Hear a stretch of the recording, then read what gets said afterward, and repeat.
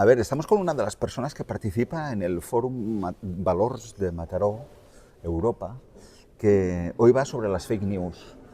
Y no sé si es tu especialidad la inteligencia artificial, pero tu perfil nos interesa mucho, tu opinión, y me gustaría que te presentases brevemente y luego ya entramos en Ya, materia. perfecto. Bueno, pues muchas gracias por la invitación en primer lugar. Y además que soy periodista, o sea que me siento muy cercana a los medios, aunque no ejerzo directamente, ¿eh? En fin, soy profesora catedrática acreditada de Derecho de la Información, que es un área que trabajamos dentro del derecho constitucional, pero tengo doble alma, tengo el alma de periodista, pues estudié periodismo y después me doctoré en Derecho. Entonces, mi especialidad básicamente desde los últimos 6 o 7 años es el seguimiento de lo que llamamos en general desórdenes informativos, que es algo más que solo la noticia falseada o fake news o que la desinformación en sentido estricto, y que aplica o que se puede incurrir tanto efectivamente un falseamiento de una noticia porque yerras en la fuente o porque te hacen errar, ¿no? Porque te manipulan o porque como periodista también pues puedes llegar a cometer actos de desinformación pues falseando fotos, vídeos, audios, etcétera, ¿no? Los pseudomedios. Pseudomedios, no intencionadamente, pero algunos medios a veces caen en la utilización, desgraciadamente, de fotos así, como ha pasado recientemente en la SER. Cadena SER utilizó una foto creada por Gemini AI del accidente de Andamuz, que lógicamente en cuanto alguien lo denunció, pues se retiró, ¿no? Y pidieron disculpas, pero pasan, esas cosas pasan, ¿no? Antena 3 en el inicio de la guerra de Ucrania. Pongo ejemplos relacionados con los medios, que me duele ponerlos, pero es que es la realidad. Sí, porque damos por supuesto que los medios son el garante de que De la de información, que la claro. desinformación, lo que llamamos fake news, especialmente últimamente las fake news democratizadas con herramientas de inteligencia artificial, los medios son los garantes de que no hay desinformación, pero es que no es así, no No es nos así. escapamos de eso. No. Yo creo que eso es uno de los puntos, ¿no? Considerar que todos somos sujetos de caer en estas cosas, tanto como usuarios particulares, porque pasamos por WhatsApp enseguida algo que pensamos que es importantísimo y qué tal, y que no hemos ni comprobado en Google, simplemente copy-paste en Google. Bueno, digo el caso de Susana Griso porque también rectificó, pero creo que son dos elementos muy paradigmáticos. Fue en el inicio de la guerra de Ucrania, que todavía faltaban muchas imágenes. Y las imágenes que ella su medio, su canal de televisión, el programa de la mañana, era un videojuego. O sea, Parece increíble, ¿no? claro, dices, bueno, ¿era verosímil? Sí, era verosímil. La foto de la SER de Adamuz era verosímil dentro del caos, sí, era verosímil. Si uno lo analiza, la foto, pues los trenes no eran de ese color, ¿no? Porque el ave es de color morado, blanco morado. En fin, que hay muchos elementos que pueden pasar. Entonces, indudablemente, no sé qué aspecto en concreto de la inteligencia artificial te interesa. Bueno, yo creo que la IA generativa es la que más utiliza la gente para Ya, generar fake contenidos, news sí. o manipular, o los políticos incluso para memetizar la política. Pero antes de hablar de esto en concreto, me gustaría saber tu opinión sobre si los periodistas jóvenes son los que mejor nos van a salvar de esto Ojalá. o porque los veteranos tienen más oficio o no, porque los Eh, veteranos han metido la pata en casos muy sí, flagrantes, ¿no? sí, no, yo creo que todos tenemos las mismas posibilidades de errar. O sea, yo creo que los jóvenes son conscientes de que efectivamente la IA les permite hacer maravillas, ¿no? Y hacer como que entrevistan a alguien sin tenerle delante, como es nuestro caso hoy. Yo confío en que sean suficientemente prudentes, ¿no? Para darse cuenta de que su prestigio, el prestigio de su medio depende de eso, ¿no? Del respeto a la verdad, del respeto a la ética, por supuesto el cumplimiento de la ley, pero yo creo que aunque soy de derecho, pues el cumplimiento de la ley debe ser lo último, ¿no? Que nos dé esperanzas de que las cosas se salven, ¿no? Yo creo que no, que lo importante es el buen hacer profesional, el manejo de las fuentes directas, lo más directas posibles, porque en esa mediación es donde creo que está el principal falseamiento. Pero hay como un problema de base, que es que se hace menos periodismo de calle. Muchas generaciones de periodistas no han levantado una noticia en su vida, no se han movido de una redacción o de una nota de prensa. Totalmente de acuerdo. Entonces, si no Ya. tienes esas bases Ese sólidas oficio, del ¿no? oficio, Sí. es muy difícil que luego Sí, sepas detectar sí. cómo te engañan, ¿no? Ya. Sí, estoy de acuerdo, pero también se ve movimiento de periodismo joven, de youtubers, incluso de streamers, que son conscientes de eso y que te das cuenta que además tú te tienes que batallar en la mesa o detrás de este iPhone, pues te tienes que pelear la noticia, ¿no? O la exclusiva.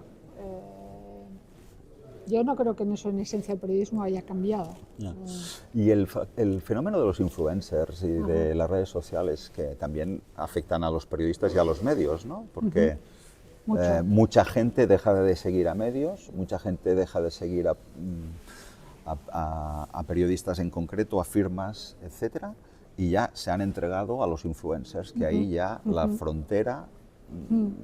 Es un tema complicado, yo lo estoy siguiendo mucho porque me interesa, además legalmente hablando, me imagino que lo conoce, los influencers que tienen más de 1 millón, los influencers de vídeo, que tienen más, como no sé si usted, No, aún no, me faltan 2000 para llegar.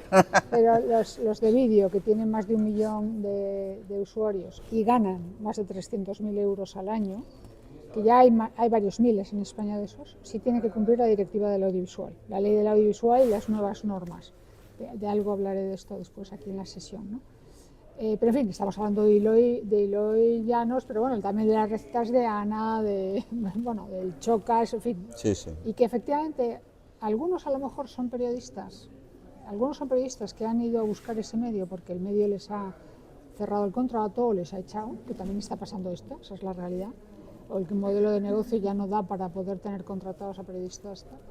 Y que yo creo que eso es interesante, o sea, creo que hay futuro profesional también si uno sabe gestionar bien pues, ese tipo de contenidos. Y luego otra figura es otros que se dedican, que son muy buenos comunicadores, que son muy buenos creadores de contenidos, pero lo siento, no son periodistas, ¿no? O sea, yo creo que eso es lo que bueno, y el público también lo sabrá, entiendo yo que lo sabrá discernir, ¿no? O sea, que hay gente muy buena, muy experta, estoy pensando un chico que es el de cosas militares, ¿no? El de Political Room, que también está luego y tiene un canal extraordinario sobre guerra, sobre información militar, y que es muy buen tertuliano, es muy buen experto, pero no es periodista, ¿no? Pero aparte esto está grabado por el hecho de que los medios últimamente, sobre todo los audiovisuales, se han refugiado en estos influencers para darles espacio o programas, porque con que tienen X miles o X millones de followers, sí, nos van a dar audiencia. indudablemente. Entonces es como te estás suicidando, Sí. como medio y como Sí. oficio.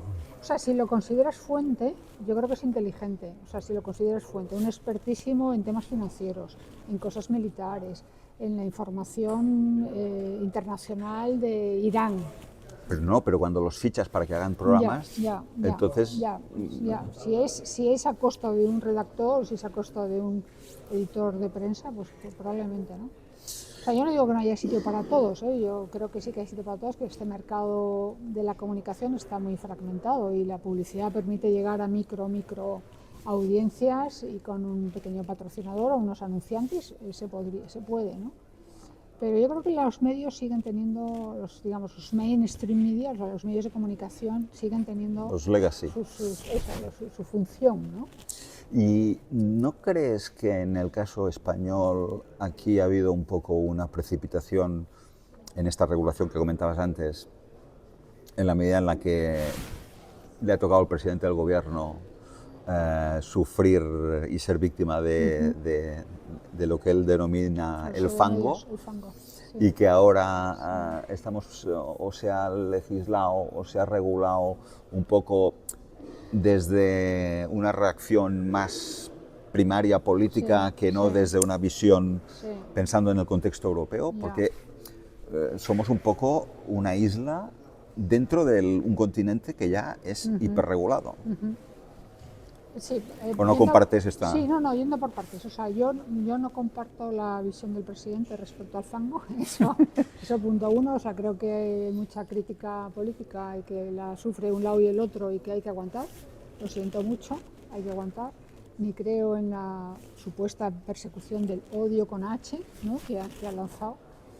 Entre otras cosas porque, a ver, la legislación sobre estas cuestiones viene de Europa, como bien has dicho, de la Unión Europea, tanto en el ámbito de las plataformas, que es la Digital Service Act o Ley de Servicios Digitales, el Reglamento de Inteligencia Artificial, que ya está en vigor y que es aplicable en España, y que persigue precisamente, por ejemplo, los contenidos sintéticos o falsos en vídeo y obliga a YouTube o a Vimeo, a quien sea, a decir esto es falso o está montado, por así decirlo, está editado. Y bueno, pues es verdad que España tiene en el Parlamento ahora mismo, creo que son 6 o 7 proyectos legislativos que yo personalmente creo que no van a salir porque no hay acuerdos de mayoría en el Congreso, ni siquiera el de los menores, que es sobre el que hay más consenso relacionado con los menores, el acceso a menores a redes sociales, etc. Hay cosas que ha dicho el Gobierno, este y otros gobiernos, no es el único, pero que ya está en las normas europeas. Por favor, aplíquese, porque si está en una norma europea y es aplicable en España, dele la autonomía suficiente y el dinero suficiente a las entidades de regulación, como es la ISA en inteligencia artificial, como ocurre ya desde muchos años en la protección de datos y que es de verdad la que más funciona, la Comisión Nacional del Mercado de la Competencia en temas de libertad de medios o de plataformas. De manera que hay herramientas, ¿no? O sea, que creo que falta un poco de voluntad política y quizá un poquito más de pedagogía, que hay leyes de sobra. Y luego hay una contradicción, que es que el propio presidente, el propio gobierno, que ha criminalizado las redes y las plataformas, ahora con que llegan las elecciones, se ha entregado a TikTok, claro. hacer contenido en TikTok para conquistar al público joven. Es decir, a ver, o renuncias o estás además, para lo que te interesa. Sí, de acuerdo. O sea, a ver, los políticos yo creo que en general, y con todo respeto, me parece que ellos cuando se dan cuenta que necesitan salir, pues quieren a un community manager ya que tenga cientos de miles de seguidores. Y dices, hombre, no, tampoco se hace así, ¿no? Es como si, bueno, compro un periódico, le contrato una campaña de publicidad institucional. Vale, pero o sea, hay más cosas, ¿no? Para que sea creíble, creo yo, ¿eh? No sé, o sea, yo no confío mucho tampoco en que la solución a las cosas, a los males de la desinformación sean las leyes. Y luego hay otro aspecto, que es que la inteligencia artificial también es una buena herramienta para detectar las fake news y la desinformación. No solo es para generar bulos y contenido sintético falso, sino que también... Sí, te permite comprobar fuentes, por ejemplo. Claro. ¿No? Cualquier búsqueda te da unos cuantos links y te das cuenta de si es verdad o no es verdad. Y dice, no está confirmado, ¿no? Como dice a veces elegantemente, ¿no? ChatGPT o cualquiera, ¿no? Sí.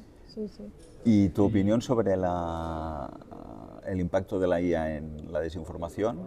O sea, teniendo en cuenta que no solo te dedicas a esto, sino que abordas todo lo que hemos dicho previamente. Creo que ha perjudicado, o que ha incrementado la desinformación en cuanto a números, porque hay muchísimos bots, por ejemplo, o máquinas o tarjetas SIM de los ordenadores que lo que hacen es multiplicar por N veces a un coste ridículo desde Vietnam los mensajes. Y luego porque efectivamente es más fácil manipular la información en sentido estricto. O sea, lo que antes hacíamos con Photoshop, ¿no? Se ha democratizado. Y te lo hace maravillosamente. Hazme una imagen que tenga esta foto, que contenga este político, ¿no? Entonces, bueno, pues creo que es un elemento más que, como todo, tiene sus ventajas y sus inconvenientes y que hay que saberlo usar con sentido común. ¿Eres tecnooptimista o pesimista? Sí, soy tecnooptimista, aunque también me preocupan tendencias que veo y tal, pero sí que creo que toda herramienta es una oportunidad, o sea, eso es indudable. ¿Usas IAs? Mucho. Uso mucho Notebook, por ejemplo, también en lo académico, para hacer resúmenes de leyes complicadas, de sentencias, para comparar documentos, pero como no sepas un poquito del asunto, te mete muchos goles. Ya. ¿No? O sea que es importante que luego esté el criterio humano en última instancia. La investigación y la consulta al experto, ¿no? Un poco tu intervención hoy aquí en Mataró, ¿en qué? Sí, un poco, no sé exactamente qué me va a preguntar de los muchos temas que se han planteado en el guión, pero uno es efectivamente si se puede detectar la desinformación, que se puede detectar. O sea, nosotros, de hecho, en un observatorio lo que hacemos es análisis de campañas electorales y monitorización de medios y de pseudomedios también. Se puede, y luego también la eficacia de la normativa europea. Pues muy bien, mucha suerte y muchas gracias. Gracias, gracias.